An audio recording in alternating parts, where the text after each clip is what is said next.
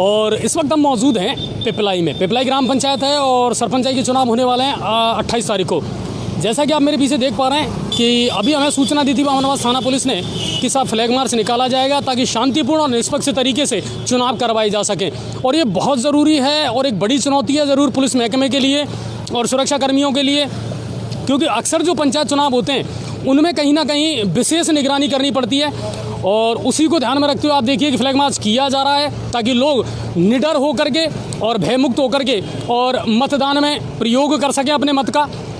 तो वो आप देख सकते हैं कि इस तरह की गतिविधि यहाँ पर अब शुरू हो चुकी है और 28 तारीख प्रथम चरण में चुनाव है। चलिए अब आपको लाइव हम दिखाते हैं पिपलाई के हालात। ये है ग्राम पंचायत पिपलाई और यहाँ के जो रिपोर्टर हैं हमारे वो हमारे साथ हैं मौजूद,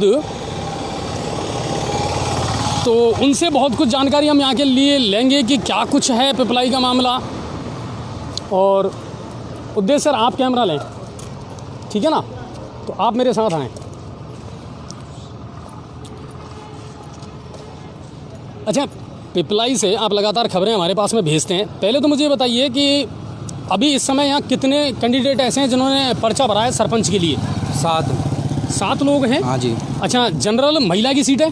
हाँ जी, जनरल महिला की यहाँ पर सीट है और 7 लोगों ने पर्चा भरा है। कुल मिलाकर के ये है साहब कि रोचक होने वाले ज़रूर हैं चुनाव। अच्छा, कुछ प्रत्याशी ऐसे भी हैं जो पहले अपना भाग्य आजमा चुके हैं? हाँ जी। कौन कौन है उनमें? एक तो हरी माली जी, जो, और एक पूर्व सरपंच रह चुके, भूतपूर्व सरपंच रह चुके राम खिलाड़ी जी, हाँ, और दीनदयाल पंचोली जी। ये 3 हैं जो पहले अपना भाग्य आजमा चुके हैं, जिनमें एक सरपंच रह चुके राम खिलाड़ी जी सरपंच। राम खिलाड़ी जी मेरे ख्याल से 2-3 बार अगर रह चुके हैं क्या सरपंच यहाँ पर? हाँ, 2 बार शायद। 2 बार रह चुके हैं, तो राम खिलाड़ी जी का अच्छा वर्चस्व नज़र आता है आपको? हाँ जी। तो कुल मिलाकर के अब कहीं ना कहीं प्रयास शुरू कर दिए हैं सभी सरपंचों ने जी। कि अच्छा, कितनी वोटिंग कितनी रहेगी यहाँ? वोट जो हैं वो कितने हैं मतदाता कुल? वोटर कुल 5400 है। 5400 मतदाता अपने मत का प्रयोग करेंगे 28 तारीख को जब यहाँ चुनाव होंगे सरपंच के लिए। अच्छा, दूसरी बात यह है साहब कि अपने अपने तरीके से सरपंच पूरा प्रयास कर रहे हैं और जनता को रिझाने का, मतदाताओं को रिझाने का कि किस तरह जनता को रिझाया जाए और अपने पक्ष में मतदान करवाया जाए।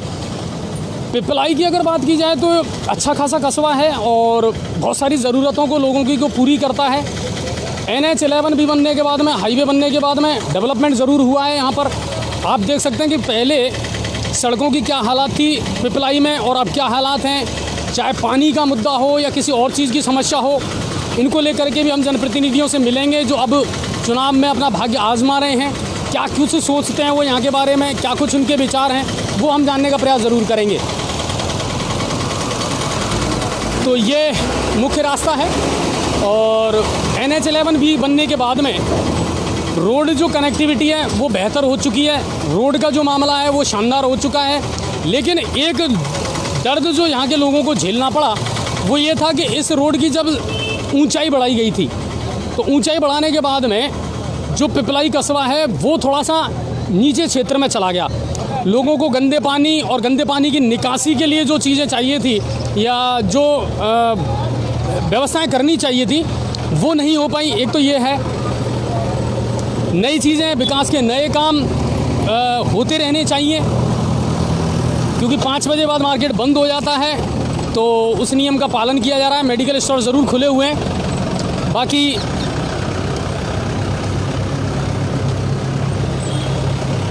ये है आपका पिपलाई कस्बा।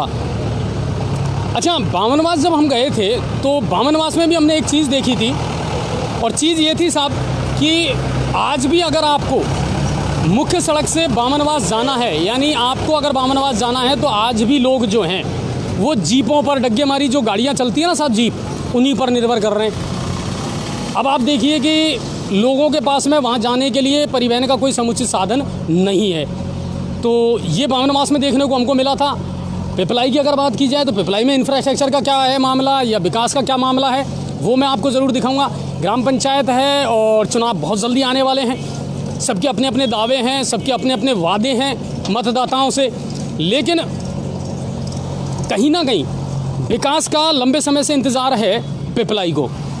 NH11 भी निकलने के बाद में यहाँ के लोगों को जो सबसे बड़ी समस्या आई वो ये आई साहब कि पिपलाई का जो जोग्राफिकल है वो नीचा रह गया और सड़क की वजह से मामला उठ गया। अब आप देखिए बहुत सारी दुकानें हैं जो बहुत नीचे क्षेत्र में चली गई है। पानी निकासी का कोई अच्छा प्रबंध पिपलाई में नहीं है। पेयजल की बातें की जाए या बिजली की बात की जाए कि साहब बिजली का क्या मामला है, तो वो भी हम यहाँ के लोगों से जानने का प्रयास ज़रूर करेंगे कि साहब बिजली की क्या व्यवस्था है पिपलाई में, पेयजल की जो व्यवस्था है वो क्या है। अच्छा, कुछ चीज़ें ऐसी हैं जो साहब सरकारी हैं लेकिन गंदगी का आलम मैं आपको बताऊंगा। ये है, आप देख सकते हैं सहकारी समिति लिमिटेड है, आदर्श ग्राम पंचायत पिपलाई। गंदगी का आलम देख लीजिए आप। नालियों की बात हो, क्योंकि अब देखिए जब आप बात करते हैं कि साहब सबको पानी मिलना चाहिए, सबको वो मूलभूत आवश्यकताएं पूरी होनी चाहिए, तो ये तो बहुत ज़रूरी चीज़ें हैं साहब। तो अब से पहले क्या करवाया था ग्राम पंचायतों ने, किस तरह का डेवलपमेंट करवाया था, ये भी यहाँ के लोगों से हम जानने का प्रयास ज़रूर करेंगे। आइए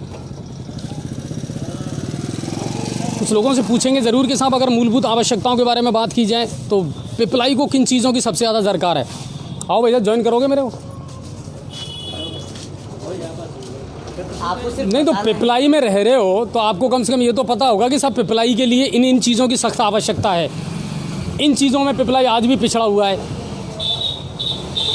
अगर आप लोग कहोगे नहीं तो मेरे समझ में नहीं आया, फिर आप मतलब ये बड़े अफसोस की बात है साहब कि बिजली है, पानी है, स्वास्थ्य है, शिक्षा है, सफाई है, ये तो बहुत मूलभूत आवश्यकताएं हैं आम आदमी की।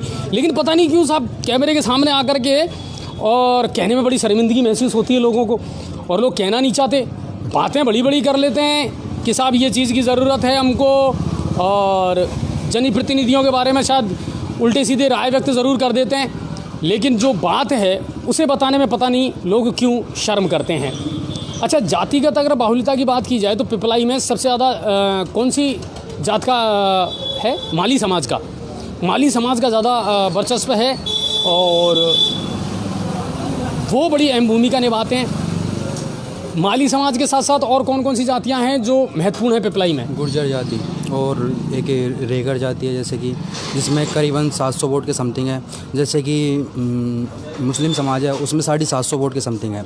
और जैसे कि देखा जाए तो सबसे ज़्यादा या तो गुर्जर जाति में या फिर माली जाति में समथिंग 800-900 के समथिंग वोटिंग है। तो कुल मिलाकर के अगर वोटों का समीकरण कोई तय करेगा तो वो माली समाज करता है। हाँ जी, उनकी सबसे इम्पोर्टेंट भूमिका है। अच्छा, आप खुद पिपलाई से बिलोंग करते हैं, पिपलाई में रहते हैं, आपको क्या लगता है पिपलाई में बरसों हो गए, देखिए ग्राम पंचायतों के चुनाव हो रहे हैं, सरपंच भी चुने जा रहे हैं, लेकिन कौन सी ऐसी आवश्यकताएं हैं जो लंबे समय से चली आ रही हैं, जो समस्याएं, लेकिन उनका निस्तारण ही नहीं हो पा रहा है, तो वो मेन केंद्र में रहेंगी अब की बार पिपलाई के चुनावों में? हाँ जी, जैसे कि देखा जाए वोटिंग के तौर पे बात की जाए तो कम ज़्यादा नहीं ना, तो मतलब जिस तरफ या तो अब सीट है जैसे जनरल सीट है उसमें से मतलब एक तो ऐसी जाति में से रहकर आते हैं, जैसे वो नहीं लड़ रहे, एक मियाँ हैं उनमें से कोई नहीं लड़ रहा। अगर उनकी वोटिंग एक जगह हो जाए तो जिसके नहीं, मैं ये पूछना चाह रहा हूँ समस्याएं कौन सी है पिपलाई में?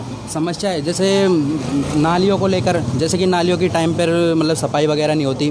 पानी की समस्या है, जैसे बाहर से पानी आता है वहाँ पे पानी का जो वो है जल स्तर जो घट गया है, तो बाहर से पानी नहीं आ रहा तो यहाँ से ही पूर्ति होती है।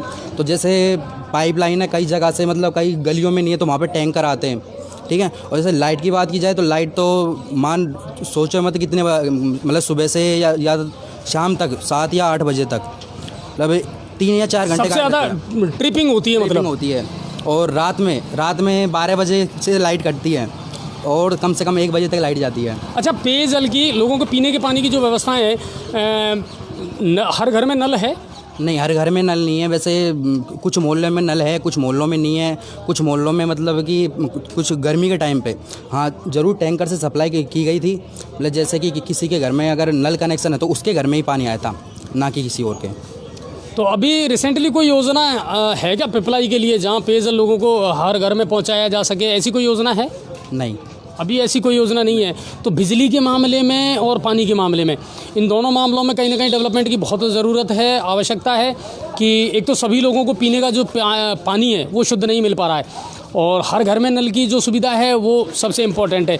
कुल मिलाकर के ये है साहब कि जब 5400 की वोटिंग है और अच्छा खासा कस्बा है, तो ये जो मूलभूत आवश्यकताएं हैं इन पर कहीं ना कहीं ध्यान देने की आवश्यकता ज़रूर है।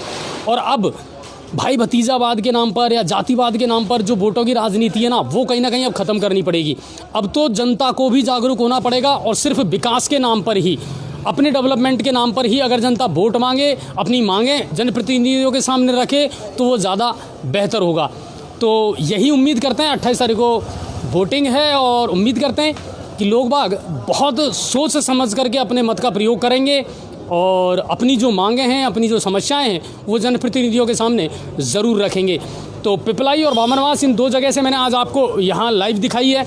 बामनवास के क्या सूरत हाल हैं वो भी मैंने आपको दिखाया है कि बामनवास बहुत जल्दी नगर पालिका घोषित तो हो गया, लेकिन क्या हालात है बामनवास के वो हमने आपको लाइव कैमरे की नज़रों से दिखाया है कि वो कहीं से भी ये डिज़र्व नहीं करता कि उसको नगर पालिका बनाया जाए। लोगों की सोच में, लोगों के जहन में अभी तक यही नहीं है कि एक नगर पालिका का स्तर होता क्या है और विकास के कौन कौन से नए आयाम वहाँ स्थापित किए जा सकते हैं। अगर पिपलाई की बात की जाए, 28 तारीख को प्रथम चरण में चुनाव है साहब, और कुछ लोग ऐसे हैं जो पहले से चुनाव जीत चुके हैं, कई बार इस कस्बे का प्रतिनिधित्व कर चुके हैं, वो फिर चुनावी मैदान में हैं। क्या वो लोगों से वादे कर रहे हैं, चुनाव लड़ रहे हैं, क्या उनका एजेंडा है, ये सोचने का विषय ज़रूर होगा। लेकिन कहीं ना कहीं अब गेंद जो है वो मतदाताओं के पाले में है कि वो किसे अपनी सरकार के लिए चुने और किसे अपना मुस्तकबिल बनाएं पिपलाई कस्बे के लिए। कुल मिलाकर के ये है कि अपने मत का प्रयोग आपको बहुत सोच समझ करके करना पड़ेगा और गांव के विकास की बातें अब आपको मजबूती के साथ में अपने प्रतिनिधियों के सामने रखनी ही पड़ेंगी। तो ये पिपलाई के हालात हैं और फिर किसी ग्राम पंचायत में जाकर के और आपको एक लाइव खबर वहाँ से मैं ज़रूर दिखाऊँगा। तब तक इसी तरह जी न्यूज़ पोर्टल पर लाइव खबरें देखते रहें, शेयर ज़रूर करें और उम्मीद करते हैं आपको आज दिन भर की जितनी भी हमने लाइव दिखाई हैं वो पसंद आई होंगी। उम्मीद करते हैं अब फिर किसी नई ग्राम पंचायत में जाकर के और फिर कुछ नई लाइव आपको दिखाएंगे। तब तक के लिए जय हिंद और जय भारत।